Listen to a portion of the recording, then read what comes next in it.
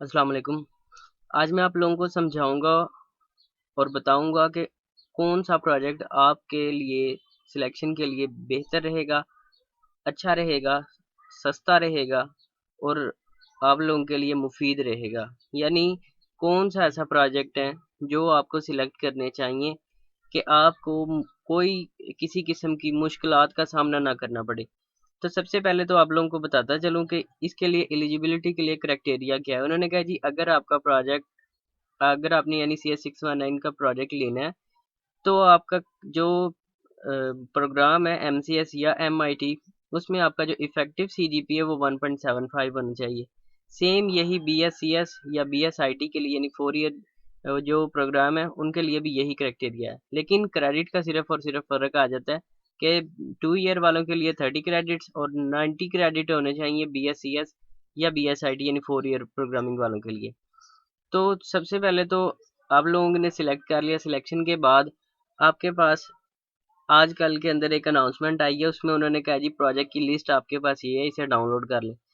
Download करने के बाद आपने जब उसे ओपन किया, ओपन करने के बाद आपको इस तरह की एक 2020 की एक फाइल नज़र आई होगी PDF की फॉर्म में। अब इसमें मैं आप लोगों को बताना चाहता हूँ कि कौन से ऐसे प्रोजेक्ट हैं जो अगर आपको किसी से बनवाने भी पड़े तो वो आपको महंगे ना पड़े। तो उसके लिए सबसे पहले तो आपको लैंग्वेजेस के बारे में पता होना चाहिए थोड़ा सा, कि लैंग्वेजेस हैं कौन कौन सी। लैंग्वेजेस में हमारे पास सी होती है, जावा होती है, उसके बाद हमारे पास C++ है, जैसे C# है, PHP है, और एंड्रॉयड में हमारे पास है एंड्रॉयड स्टूडियो ही होता है बेसिकली। यूनिटी 3D होते हैं कुछ टूल। तो इस तरह हमारे पास कुछ टूल्स होते हैं। तो यूनिटी भी है हमारे पास। ये जो पहला प्रोजेक्ट है ये यूनिटी के अंदर ही हमने बनाना है। एक मेज रनर गेम है जिसका GUI ऐसा दिखना चाहिए, और फंक्शनैलिटीज उसने कहा है कि ये हो। अब सबसे पहले तो आपने कोई भी प्रोजेक्ट है उसका टाइटल देखना है। टाइटल देखने के बाद उसकी कैटेगरी देखनी होती है। कैटेगरी में क्या चीज़ होती है?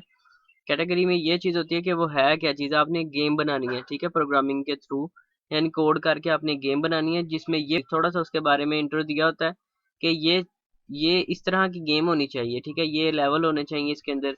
और ये उसने कहा जी फंक्शनैलिटीज होनी चाहिए। बेसिकली आपने जो अपने CS619 के प्रोजेक्ट के अंदर जो चीज़ें अपने सुपरवाइजर को बना के देनी है या दिखानी है वो यही चीज़ें होती हैं। सुपरवाइजर अपनी मर्जी से इनमें चीज़ें बढ़ा भी सकते हैं, इसमें कम भी कर सकते हैं। यूनी की तरफ से आपको कोई किसी किस्म के टूल्स नहीं दिए जाएंगे, कोई किसी चीज़ की इन्होंने आपको बतानी नहीं है, ना बना के देनी है, ना ही उन्होंने आपको प्रोवाइड करनी है। तो ये सारा कुछ आपने अपने पास से करना होता है, खुद से करना होता है। तो लिहाजा प्रोजेक्ट आसान लैंग्वेज के अंदर सिलेक्ट करें। तो लैंग्वेजेस के लिहाज से, समझने के लिहाज से सबसे आसान PHP की होती है। तो आपने क्या करना है कि अपने प्रोजेक्ट के अंदर से PHP के प्रोजेक्ट निकाल लेने और उन्हें एक पेज के ऊपर लिख लेना है अपनी आसानी के लिए, कि कौन से प्रोजेक्ट आसान रहेंगे और कौन से सस्ते रहेंगे, ठीक है, जिसकी फंक्शनैलिटीज कम होंगी PHP के अंदर वो सबसे, यानी आप कह लें कि सबसे आसान और सबसे सस्ते वही हैं। तो ये जो प्रोजेक्ट आपको नज़र आ रहे हैं ये ज़रा रेस्पबेरी पाई के अंदर है, और ये ज़रा महंगे पड़ जाते हैं क्योंकि इनके लिए आपको हार्डवेयर एक तो ख़रीदना पड़ता है और ये नेटवर्किंग में आ जाता है, और ऐसे प्रोजेक्ट महंगे होते हैं, ठीक है। तो आपने सबसे पहले क्या करना है कि अपने जो प्रोजेक्ट की लिस्ट है इसके अंदर PHP लिखना है और सर्च करना है। सर्च करने के बाद आपने ये भी देखना है कि PHP तो यहाँ पे नज़र आ रहा है, PHP के साथ एंड्रॉयड स्टूडियो भी है टूल्स में। तो ये आपने याद रखना है कि ये एंड्रॉयड स्टूडियो के अंदर MySQL तो वो सीक्वल है जहाँ पे जाके आपकी फाइल्स स्टोर होंगी, ठीक है। तो जैम्प एक सर्वर है जिसके ऊपर ये चलनी है, ठीक है। ये जावा क्या है, हार्ड कोड एंड्रॉयड स्टूडियो के अंदर जितना भी होता है वो जावा के अंदर होता है हार्ड कोड, और सॉफ्ट कोड जो होता है वो HTML की फॉर्म में होता है, और कह लेंगे वो जो PHP की फॉर्म में होगा, ठीक है। और XML फाइल्स उन्हें लिंक करवाती हैं किस्म का, ठीक है। तो सबलाइम या Notepad++ क्या है, ये बेसिकली एडिटर्स हैं। इस तरह कुछ आपने गूगल के डेवलपर कुछ कंसोल इस्तेमाल करने हैं। तो ये एक PHP के अंदर नहीं प्रोजेक्ट, बल्कि ये एंड्रॉयड के अंदर प्रोजेक्ट है। तो आपने अगर इसका टाइटल देखें तो वहाँ पे ऊपर लिखा हुआ भी होगा कि ये जो है एंड्रॉयड स्टूडियो के अंदर है। तो आपने ऐसे देखना है कि एक आपके पास ये है, ठीक है, PHP लैंग्वेज, HTML और MySQL। तो ये एक प्रोजेक्ट देखते हैं कि कैसा रहेगा, तो सस्ता रहेगा, ठीक रहेगा या नहीं रहेगा, ठीक है। तो सबसे पहले तो आपने देखना है कि इसकी फंक्शनैलिटीज़ कितनी बनती हैं। उसने कहा जी बाय कार पार्ट्स ऑनलाइन। तो ये सबसे पहले आपने अपने पेज के ऊपर लिख लेना कि पीएचपी के अंदर एक ये प्रोजेक्ट है, ठीक है। इसकी कैटेगरी क्या है कि आपने वेबसाइट बनानी है, वेब एप्लीकेशन चाहिए। थोड़ा सा इसके बारे में उन्होंने इंट्रो दिया हुआ है और फंक्शनैलिटीज क्या होनी चाहिए। एक एडमिन एडमिन हो, ठीक है, उसने कहा जी। उसके बाद कस्टमर जो है उसने कहा कि यहाँ पे दो टाइप के होने चाहिए। एक क्या उसने कहा जी, एक आपके पास होना चाहिए उसने कहा कस्टमर्स के लिए, और दूसरा क्या है जी उसने ऑफर दी हुई है कुछ के लिए, डिस्काउंट ऑफर दी हुई है। तो ये चीजें आपको कुछ चाहिए। यहाँ पे आपके पास 10 फंक्शनैलिटीज हैं। तो अगर तो ये आपको आसान लगता है कि ये 10 की 10 फंक्शनैलिटीज आप पूरी कर लेंगे, तो आप इसे सिलेक्ट करें, वरना आप इसे छोड़ दें, क्योंकि इसके अंदर एक तो परसेंटेज इस्तेमाल हुई है। तो पीछे कोडिंग के अंदर आप परसेंटेज लगाएंगे।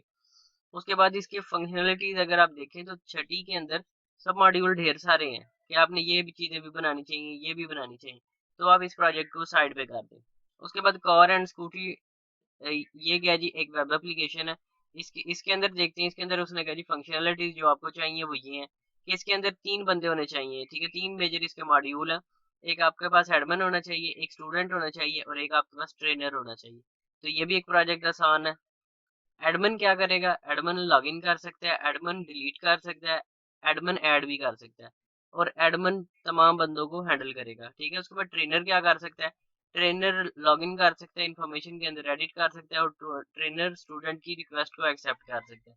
स्टूडेंट क्या कर सकता है, स्टूडेंट भी लॉगिन कर सकता है, स्टूडेंट अपनी इंफॉर्मेशन को अपडेट कर सकता है, एडिट कर सकता है। तो ये एक आसान प्रोजेक्ट है, ठीक है। तो ये एक आप सिलेक्ट कर सकते हैं, और ये इतना महंगा भी नहीं पड़ेगा। बाकी क्या है कि आपके पास सुपरवाइजर इसमें क्या है जी, ये सुपरवाइजर का नाम है, ये उनकी मेल है, और ये उनकी स्काइप आईडी है। तो आप उन्हें इस पे रब्ता कर सकते हैं।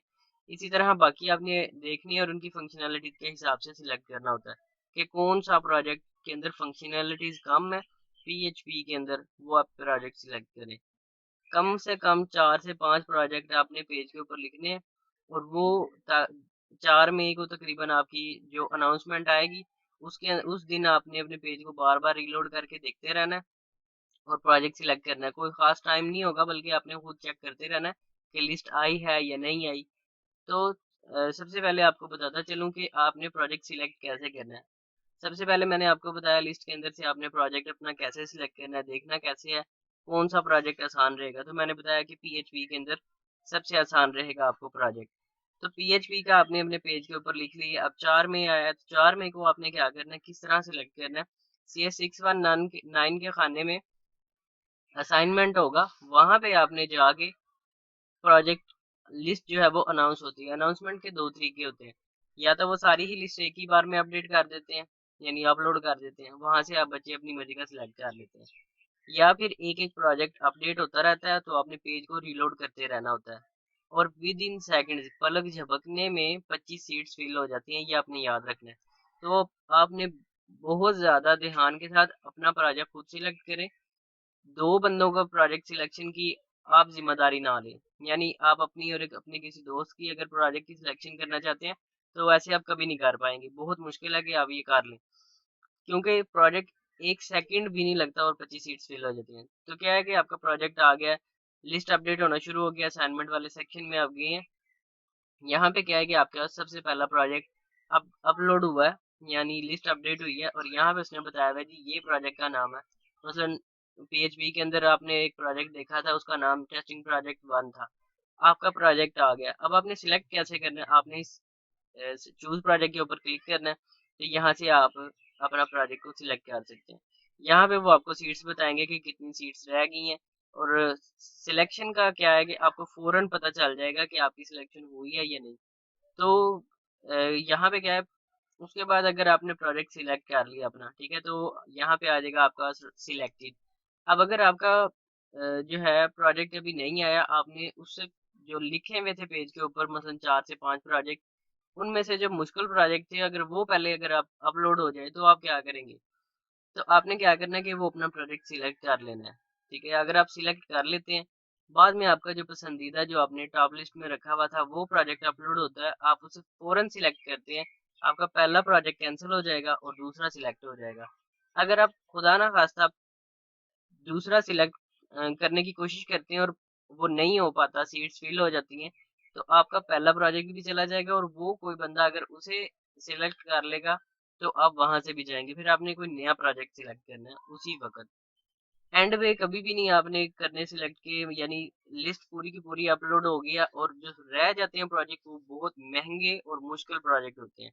सबसे आसान जो पीएचपी के होते हैं वो विद इन सेकंड में फिल हो जाती हैं।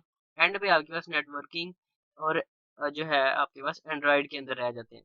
तो आपने प्रोजेक्ट सिलेक्ट करने के बाद टीम कैसे बनाते हैं? टीम बनाने के लिए क्या है कि जो आपने प्रोजेक्ट सिलेक्ट किए होते हैं, जो वर्चुअल यूनिवर्सिटी है वो आपको CS619 के खाने के अंदर आपको बता देती है ग्रुप्स के बारे में कि आपने ग्रुप्स बनाना है। तो ये वो 25 बंदे हैं जिन्होंने सेम प्रोजेक्ट सिलेक्ट किया है। तो आप उन्हें इनविटेशन भेजते हैं। इनविटेशन अगले बंदे के पास जाता है, वो एक्सेप्ट करे या रिजेक्ट करे। अगर वो एक्सेप्ट करते तो आपका ग्रुप बन जाएगा। ग्रुप बनने के बाद उसकी इंफॉर्मेशन, कॉन्टैक्ट नंबर वगैरह आपको शो करवा दिया जाएगा और आपका कॉन्टैक्ट नंबर उसको शो करवा दिया जाएगा। तो आप दोनों एक दूसरे का प्रोजेक्ट सिलेक्ट कर सकते हैं। तो इस तरह आप ग्रुप भी बना सकेंगे। और ग्रुप बनाने का फायदा क्या होता है कि जो ये SRS, उसके बाद वर्क प्लान, डिजाइन डॉक्यूमेंट वगैरह वगैरह जितने भी आते हैं, टेस्ट फेज और फाइनल डिलीवरेबल, ये आप दोनों का एक ही प्रोजेक्ट होता है। इनमें से जो बंदा क्वालिफाई नहीं कर पाएगा टेस्ट फेज को, उसका प्रोजेक्ट कैंसिल हो जाएगा, दूसरे बंदे का उसी तरह कंटिन्यू रहेगा। तो लेकिन क्या है कि SRS जो आपने बनानी है वो दोनों ने बनानी है मिलके। तो लेकिन फाइल किसी एक ने सबमिट करनी है। इसी तरह डिजाइन डॉक्यूमेंट दोनों ने बनाना है लेकिन सबमिट एक ने करना है। इसी तरह टेस्ट फेज एक ही होगा लेकिन बनाएंगे दो बंदे, सबमिट एक ही करेगा। यानी काम एक ही करना है लेकिन बंदे दो होंगे। तो ये टीम का फायदा होता है। उसके बाद क्या है, उसके बाद आपने टीम बना ली। टीम बनाने के बाद आपका इस तरह होगा। उसके बाद रिजल्ट आता है तो यहाँ पे कमेंट्स होते हैं। तो ये थी सारी इंफॉर्मेशन जो कि कोर्स जो है आपने सिलेक्शन के लिहाज से। सिर्फ एक चीज अभी रह गई है, वो मैं आप लोगों को बता देता हूँ। उसे कहते हैं प्रपोजल, कहते हैं उसे कस्टम प्रपोजल कहते हैं। कस्टम प्रपोजल क्या होता है ये भी आपको यहीं पे मिल जाएगा अनाउंसमेंट में ही, कि आपके जो लिस्ट आई है उसके अंदर अगर आपको कोई प्रोजेक्ट नहीं पसंद तो आप अपनी मर्जी से एक प्रोजेक्ट बना सकते हैं। वो प्रोजेक्ट के लिए आपको सबसे पहले तो यूनी को मेल करनी होती है CS619@vu.edu.pk के ऊपर अपनी स्टूडेंट आईडी से, कि यहाँ पे आपने अपने प्रोजेक्ट का टाइटल, उसके बाद उसके बारे में फंक्शनैलिटीज और इंट्रोडक्शन, और 3 से 4 प्रोजेक्ट आपने उन्हें लिख के देने होते हैं कि मैं ये बना सकता हूँ या ये मैं बना के दूंगा और जो मैं टूल इस्तेमाल करूंगा वो ये है। ठीक है, तो फिर आप अपनी मर्जी का प्रपोजल भी ले सकते हैं। यानी आप अपनी मर्जी का प्रोजेक्ट भी अपनी मर्जी से सिलेक्ट कर सकते हैं। लेकिन अगर खुदा ना खास्ता आपका प्रपोजल एक्सेप्ट नहीं होता तो फिर जो लिस्ट के अंदर रह जाएंगे वही आपको सिलेक्ट करने पड़ेंगे। तो कोशिश करें कि जो लिस्ट के अंदर आए हैं पहले आप वो देखें, उनमें से अगर आप नहीं सिलेक्ट कर पाते फिर आप फाइनल प्रपोजल भेजें। अगर वो खुदा ना खास्ता सिलेक्ट नहीं हो पाते हैं फाइनल प्रपोजल पे, वो आपको कहते हैं कि नहीं ये नहीं, जो आपको लिस्ट में दिए हैं वही आप बनाएं, तो फिर आपको वही बनाना पड़ेगा। और जो रह जाएंगे लिस्ट के अंदर प्रोजेक्ट, उनमें से वो सारे तकरीबन मुश्किल होंगे, तो वो आपके लिए मसला बन सकते हैं। तो उम्मीद है कि अब आप लोगों को CS619 की कोर्स सिलेक्शन के हिसाब से समझ आ गई होगी। अगर आपको अभी भी किसी चीज़ की नहीं समझ आई तो आप कमेंट कर सकते हैं, तो वहाँ पे हम इंशाल्लाह डिस्कस करेंगे। मिलते हैं इंशाल्लाह नेक्स्ट वीडियो में। फिलहाल के लिए इजाज़त चाहता हूँ। अल्लाह हाफिज़।